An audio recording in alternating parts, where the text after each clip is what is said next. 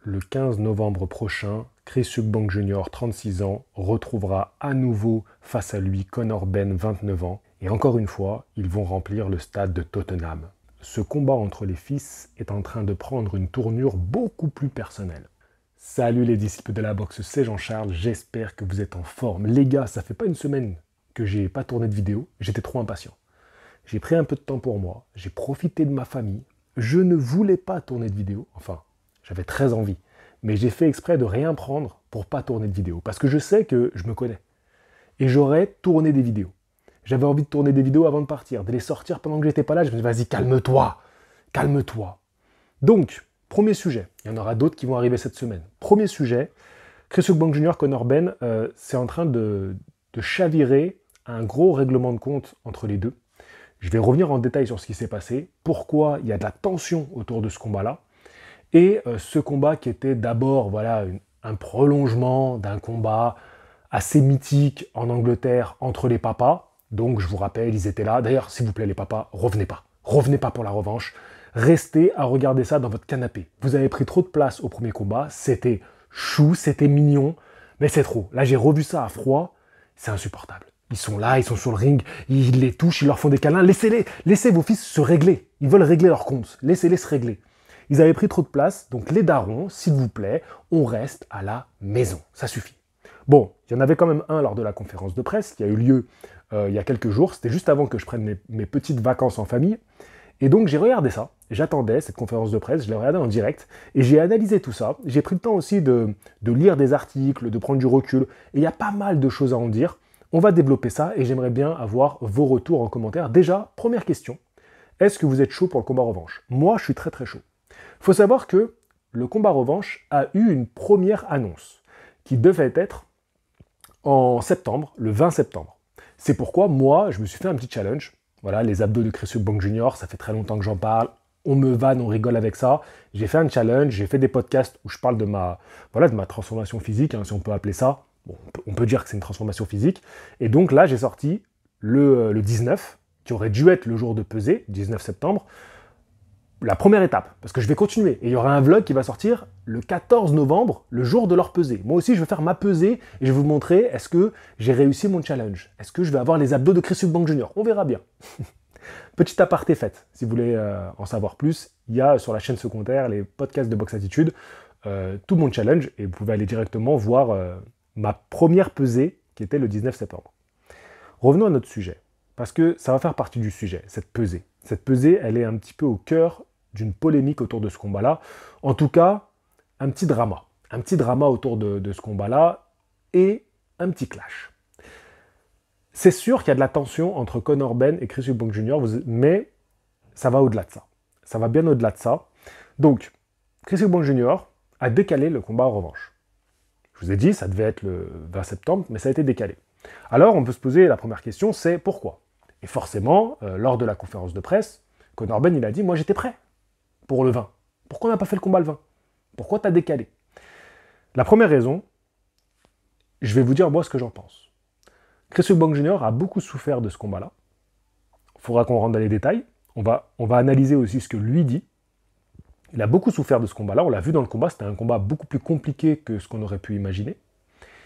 Et quand tu vois les images à la fin du combat, il a quand même une joue qui a enflé, qui a bien pris du volume pendant le combat.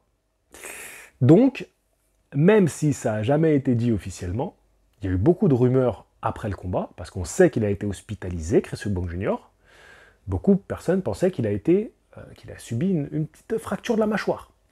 Sachant qu'il ne s'est pas exprimé assez longuement après le combat, moi, je valide cette théorie. Je pense que Chris Eubank Jr. a eu de sérieux dégâts au niveau de la mâchoire et qu'il a eu besoin de se rétablir. Ma deuxième théorie, et je les mets ensemble, il avait juste envie de prendre des vacances. Il avait envie de profiter, de récupérer avant de repartir sur un second camp d'entraînement. Et il l'a démarré en temps voulu. La réponse de Chris Eubank Jr. au fait que Conor Benn lui dise « Pourquoi on n'a pas fait ce combat-là le 20 ?» Chris Eubank Jr. il a dit « C'est moi qui ai gagné, c'est pas toi qui décide. » Voilà. Une réponse à Chris Eubank Jr. En gros, tu te la fermes petit, c'est moi qui ai gagné le combat. J'ai gagné, oui ou non? Donc, tu attends. Je t'accorde la revanche quand bon me semble. Moi, je vous ai donné mon opinion là-dessus. L'un dans l'autre, les deux s'entendent. Moi, je trouve que c'est validé. Pour moi, les raisons pour lesquelles il a reporté, c'est validé, à mon sens. Ensuite, il faut savoir que Chris Eubank Jr. déclare que son hospitalisation n'était pas due à une quelconque blessure due au combat, mais due à sa déshydratation. Et là, on vient aux accusations qui ont été faites de la part de Chris Eubank Jr. au clan Conor Benn. Chris Eubank Jr. dit que on a abusé de lui en termes de clauses de contrat. Eux, en face, ils répondent « Mais t'as signé le contrat. Tu peux pas venir nous dire maintenant, oui, il y avait une clause de réhydratation. » Parce qu'il y avait le poids des poids moyens. Okay, donc c'est dans la catégorie où Chris Eubank Jr. il a fait quasiment toute sa carrière. On reviendra sur ça. Et il n'avait pas le droit de retourner à un certain poids le lendemain, qui était 77 kg. Donc 72,4, c'est les poids moyens. 77, le lendemain, il devait se peser à nouveau. Et donc, il dit qu'il a beaucoup souffert de ça et que, à la fin du combat, il a été hospitalisé parce qu'il souffrait de déshydratation sévère et que c'est pour ça qu'il a été hospitalisé. Ça, c'est les premières accusations. En gros, le contrat, il était trop abusé. Deuxième point, il dit vous avez tout fait pour que je sois dans l'inconfort le jour du combat. Ils ont bloqué le staff de Chris Eubank Jr. Mais pire que ça, il dit vous avez bloqué l'ambulance qui n'a pas pu partir pour m'emmener à l'hôpital. Vous avez retardé l'ambulance. Il accuse donc le clan Conor Benn. Maintenant, il faut que j'arrive au point le plus crucial de mon analyse et de cette vidéo, de cette enquête. Voilà, on fait une enquête, les gars. Le point le plus crucial, c'est que du côté de Conor Benn, qui s'occupe de lui, c'est le promoteur Eddie Hearn. Et Eddie Hearn, vous savez que c'est un gros poisson comme promoteur, très gros poisson. Et d'ailleurs, la conférence, c'était clairement entre Chris Eubank Jr. et Eddie Hearn. C'était ça, le ping-pong, c'était entre les deux. Eddie Hearn, qui entend ça, il dit « Comment tu peux mentir à ce point-là?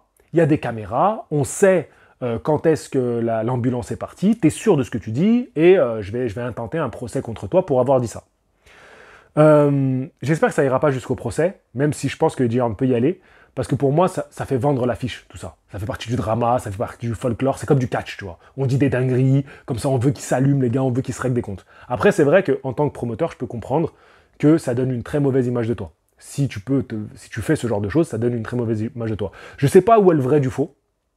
Après, Chris Eubank Jr., dans l'état où il était, est-ce qu'il est bien conscient de ce qui s'est passé? Voilà. Moi, je pense qu'il en fait des tonnes, il en fait des caisses. Bon, en sachant qu'en face, Eddie Hearn, c'est quelqu'un qui en fait des caisses également. Bon, l'un dans l'autre, c'est du pareil au même. Ça dit de la merde d'un côté comme de l'autre. Pardonnez-moi, mais c'est ce que je pense. En tout cas, il faut parler de ce problème de poids. Et Chris Eubank Jr., il a fait des déclarations encore plus graves, même si ça, je trouve que c'est quand même assez grave ce qu'il a dit, c'est qu'il a carrément accusé la commission anglaise parce qu'il a pris un max de sanctions, Chris Eubank Jr. Et il a balancé ça, mais Chris Eubank Jr., il est coutumier du fait, hein. Il peut balancer des trucs de fou, il n'y a pas de souci. Il balance des dingueries sur les promoteurs et tout. Moi, les promoteurs, je sais que c'est tous des requins. J'aime pas dire c'est tous, mais voilà. Dans ce monde-là, les promoteurs de boxe, crois-moi que voilà. Donc, Chris Eubank Jr., il dit quoi? Il accuse donc le président de la commission, j'ai oublié son nom, mais il le cite clairement, tu vois, il ne fait pas dans la demi-mesure. Il le cite clairement et il dit ce mec-là, il s'en est mis plein les fouilles en me faisant des sanctions abusives. Moi, je sais qu'il a pris de ce dont je me souviens. Quand il casse l'œuf sur la tête de Conor Benn, il prend une grosse sanction de par la commission anglaise. Quand je pense à toutes les dingueries aux États-Unis qui se sont passées, moi, j'ai jamais entendu de mecs qui ont pris des sanctions comme ça. Jamais, je te jure, hein, j'ai jamais entendu de sanctions pareilles. Ils ont dû prendre des sanctions. T'as les mecs qui se battent en conférence et tout. Mais moi, j'ai jamais entendu ça. Il a pris des centaines de milliers de livres à régler. Donc il a pris cette première sanction. Ensuite, je sais que comme il a loupé la pesée, il a fait une deuxième pesée qui loupe pour quelques grammes. Tu vois. Mais franchement, je crois que c'est une dizaine de grammes. C'est rien du tout. Une dizaine de grammes, il loupe. Et il prend pareil, plus de 100 000 livres, je crois, de sanctions. J'ai plus les chiffres, mais il prend un truc qui fait mal, tu vois. Quand tu signes le chèque, ça fait chier. Pour quelques grammes, ça fait chier. Donc il prend ça. Ça, c'est la deuxième, je suis sûr qu'il a prise. Et il me semble alors je ne sais pas si c'est allé au bout, mais que comme ils ont vu sur ces médias qu'il avait utilisé un sauna portatif pour faire le poids, et ben ça aussi, c'est interdit, et donc ils ont voulu lui mettre une amende pour ça aussi. Donc t'imagines bien que Chris Eubank Jr., il en avait gros. Il faut savoir que Chris Eubank Jr., il a loupé le poids, certes, mais comme je te l'ai dit, d'une dizaine de grammes. En vrai, l'un comme l'autre, ils auraient pu s'arranger. Voilà, ils auraient pu se mettre d'accord, dire vas-y, bah allez, donne-moi tant, et c'est réglé. Parce que c'est pas comme si il y a un écart de poids abusif. Tu vois. Et puis c'était dans les temps. Tu vois, il avait son deuxième temps pour la peser. Moi, je trouve ça un peu abusé d'avoir forcé, de l'avoir fait payer et tout. Bref, d'avoir sanctionné, tu vois, qu'il ait une amende et tout. Le combat s'est fait, donc pas de problème. Et surtout, Chris Eubank Jr., il a quand même fait le poids le lendemain. Le lendemain, le jour du combat, les 77, il a fait le poids, rien à dire. Bon, en même temps, vu qu'il avait pris 100 000 balles la veille, je pense qu'il voulait quand même pas se louper. Maintenant, moi, ça m'interroge beaucoup, tout ce qui a été dit, sur qu'est-ce que ça va donner pour le deuxième combat. Parce que s'il chipote tellement, enfin, s'il revient tellement sur les clauses de réhydratation, sur le poids manqué, sur les sanctions, c'est qu'ils veulent négocier un contrat différent pour le deuxième combat. Donc là, pour moi, c'est sûr qu'il va y avoir peut-être un catchweight. Peut-être que ça ne sera pas à 72. Il faut savoir que Conor Benn, de son côté, il a fait toute sa carrière en poids welter. Donc c'est un vrai welter. Il a eu aucun mal à faire les poids moyens, même si on l'a senti dans le combat, moi je trouve que c'était un petit poids moyen, donc c'était clairement pas sa catégorie. Mais il était frais. Tout le combat, voilà, tu l'as senti plus frais, physiquement plus adapté, tu vois, parce qu'il n'a pas eu à se tuer pour faire le poids. Chris Eubank Jr., pour moi, il l'a payé cash sur le ring. Et je pense qu'il ne veut pas payer autant au deuxième combat. Il sait que le combat va être rude contre Conor Benn. Et donc, il veut négocier au maximum une marge au niveau de la perte de poids parce que, pour moi, ça lui coûte quelques rounds. Clairement, dans le combat, ça lui a coûté quelques rounds. Je pense qu'ils veulent au moins faire sauter la clause de réhydratation. Là, il y a quelqu'un d'autre qui rentre en compte. Dans ce micmac, là, dans ce bourbier, dans cette guerre, c'est, alors je lis son nom parce que je l'oublie tout le temps, c'est le promoteur de Boxer, avec 2X, qui s'appelle Ben Shalom. Pourtant, il a un nom assez simple. Hein. Ben Shalom, lui, on va dire c'est un petit nouveau. Donc là, je pose mes notes, c'est bon, j'ai dit tout ce que j'avais à dire qui était noté. Maintenant, je peux vous parler de tête. Donc, Ben Shalom, lui, il a été très discret lors de la conférence. Eddie Hearn se comporte très mal avec lui. Mais j'ai remarqué que beaucoup de promoteurs se comportaient mal avec lui, en général. Et il faut savoir que Ben Shalom, il a fait des déclarations en disant qu'ils étaient en train de négocier pour la clause de réhydratation, pour le poids, etc. Et moi, je pense que, c'est évident qu'ils vont négocier. Et je vais même te dire, je pense que Chris Eubank Jr. peut se retirer du combat revanche s'il n'obtient pas à peu près ce qu'il veut. Il y a des fortes chances que ce combat-là tombe à l'eau. Et Chris Eubank Jr., je ne le vois pas trop faire de concessions. Il s'est pris beaucoup par rapport au premier combat, les sanctions, etc. Je pense qu'il l'a mauvaise et que là, comme il a gagné, il veut, en bon gagnant qu'il est, et en bon tête de con qu'il est, parce que c'est aussi un peu une tête de con, obtenir le maximum de sécurité au deuxième combat. Mais comme face à lui, il a Eddie Hearn qui est très très lourd, très lourd, dans tous les sens du terme.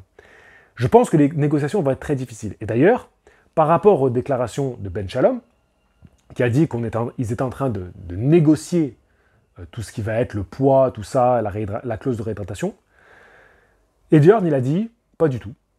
Il a dit Ben Shalom, il dit n'importe quoi, il ne sait pas ce qu'il dit. Il a dit, d'ailleurs, je ne sais même pas qui sait quel jour on est de la semaine. Pour te dire comment il le méprise. Mais tout ça, c'est de la com, les gars. C'est des jeux de com. Ben Shalom, il est très discret. Je le trouve plutôt discret par rapport aux autres promoteurs. Il dit pas de mots plus haut que l'autre. De toute façon, il n'a pas besoin, parce que Chris Eubank Jr., il fait déjà le taf. Ce qui est positif, c'est que tout ça, ça fait monter le drama autour du deuxième combat. Ça crée de l'animosité entre les combattants. Je pense pas que Eubank et Ben aient tant d'animosité entre eux. Il y a de l'enjeu dans ce combat-là. Ils ont quelque chose à aller chercher par rapport à l'histoire, le nom qu'ils portent. Donc c'est sûr qu'il y a beaucoup d'enjeux pour eux. Mais je dirais pas que l'un envers l'autre, ils ont une véritable haine. J'en ai pas l'impression. Ils sont dans leur combat, ils veulent la gagne à tout prix, mais je dirais pas que l'un envers l'autre, il y a une véritable animosité. Je ne le ressens pas comme ça. Par contre, il y a un gros drama autour de ce combat-là, en ce moment. Ce qui fait que, oui, pour moi, le deuxième combat a d'autant plus d'enjeu parce qu'il devient plus personnel entre... Ça y est, maintenant, ils ont eu le truc de... On porte le nom de... Et là, maintenant, ça y est, c'est leur combat, c'est leur revanche. Il y a un bif entre les deux, ils ont fait un gros combat, ils ont montré que c'était une opposition qui donnait des étincelles, ils ont régalé tout le monde. C'est un des combats marquants de cette année, on veut que la revanche soit à la hauteur. Donc, moi, ce que j'aime dans cette revanche, c'est que c'est leur combat. C'est plus le combat des fils, c'est Chris Eubank Jr. contre Conor Benn. Ils se sont réappropriés l'affrontement. C'est ce que je ressens, moi. Vous me direz ce que vous en pensez en commentaire. Je ne sais pas trop quoi penser de tout ça, à part que je pense que les poids moyens, c'est bien. Tu vois, parce que super moyen, ça serait trop injuste pour Conor Benn. En dessous des poids moyens, ce qu'il devait faire à la base. Hein. À la base, Chris Eubank Jr., il avait perdu du poids pour être en dessous des poids moyens. Et il avait fait la pesée le jour J. Pour montrer, vous avez vu, j'ai fait le catchweight. Pour moi, ça serait une grosse erreur de faire en dessous pour Chris Eubank Jr. Par contre, il faut retirer la clause de réhydratation. Pour moi, ça, c'est débile à souhait. Il n'y a aucune raison de demander à Chris Eubank Jr. de refaire le poids le lendemain. Il faut laisser gérer sa réhydratation pour pas qu'on ait un accident sur le ring. Voilà, parce que c'est très dangereux de jouer comme ça avec le poids. Aujourd'hui, je pense que Chris Eubank Jr. n'est plus un poids moyen. Il devrait être en super moyen. Il est plus à l'aise dans cette catégorie. Et ça y est, il a passé l'âge. Il a passé l'âge de ça, c'est trop compliqué de se maintenir à ce poids-là. C'est trop dur. Et il en souffre trop. On l'a bien vu, hein. Mais il peut faire encore le poids. Je suis persuadé qu'il peut faire le poids. Sauf cette clause de réhydratation, c'est une bêtise. Donc, j'aimerais que le combat se fasse bien au poids moyen. Voilà, parce que vu que déjà, c'est Conor Benn, il ne devrait pas combattre dans cette catégorie-là. Qu'au moins, ce ne soit pas plus que les poids moyens. Par contre, oubliez la clause de réhydratation, s'il vous plaît. Voilà, je crois que j'ai tout dit. J'étais vachement long. Je ne pensais pas être aussi long, les gars, mais voilà, j'avais plein de choses à développer. Je trouve que c'est palpitant. Moi, j'aime bien quand il y a des choses autour, comme ça, qu'il se passe des trucs. Sur ce, je vous dis à la prochaine. N'hésitez pas à devenir membre de la chaîne. Il y a des vidéos exclusives. Je suis assez actif pour les membres en ce moment. Depuis quelques mois, je suis très actif. Donc, n'hésitez pas à devenir membre de la chaîne. C'est l'un des meilleurs moyens de me soutenir financièrement. Bien sûr, si tu ne peux pas, et je comprends tout à fait, c'est dur pour tout le monde. Moi, par exemple, il n'y a que 2 chaînes où je peux me permettre de souscrire pour les soutenir. Voilà, je le fais de mon côté, mais je ne peux pas faire plus. Déjà 2 chaînes, c'est déjà pas mal. Donc si tu ne peux pas, n'oublie pas le commentaire. Le commentaire, c'est très important. Ça fait que la communauté, on peut échanger entre nous, on peut discuter entre vous, vous pouvez réagir. Pour moi, le meilleur moyen gratuitement de me soutenir, c'est le commentaire. Et le meilleur moyen de me soutenir financièrement, c'est bien sûr de souscrire à la chaîne. Après, si tu peux faire un don PayPal, alors là, t'es royal. Mais je ne me permettrai pas de te demander. Voilà, je le dis, mais est-ce que je me permettrai? Pas du tout, je ne me permettrai pas. Mais non, bien sûr. Mais tu peux. Allez, je vous dis à la prochaine. Fighting. Ciao tout le monde.